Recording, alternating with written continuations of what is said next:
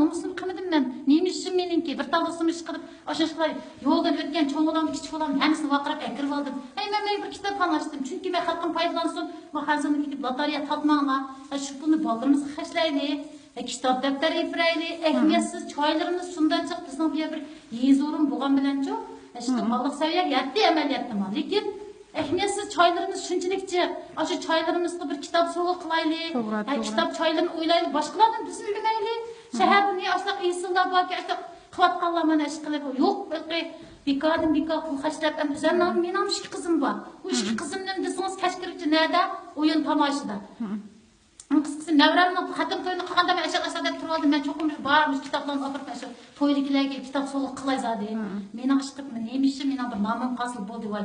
Men bu farzandlarim yaxshi o'qitamay hozir pushaymınimni oldigan qochim yo'q zodi. Nimishki yaxshi bir o'qitmagan deymanda. Endi shu vaqtda shu bilimsizligimizdan o'zimni men bir boshlang'ich saviyasidan emas.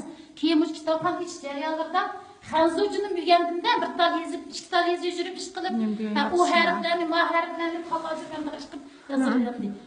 Üzerine ismini yazılan dereceye bir kaldım hem de. Kalan konu yazıklanıma biz yeniz günümüzde üzerine tırşık çıkardım.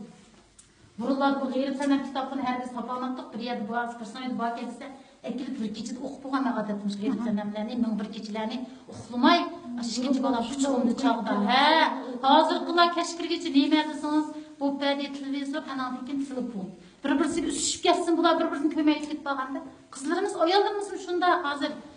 Ben de şunun bu mening faqat bir içimden qaynab ketib, sal bir ishlar qilsaq qaynab qolgan ashulaq mijozim bilan tug'ilib. Hozir sizga shu material kamchi. Endi shu material kamchi, ochib-ochib bir hamiz kitobxona loyiq qilib, o'xshab bergan bo'lsa deb iltimosingiz bor ekanda. Ha, joz qilib, kitoblarni bir to'g'ri kesib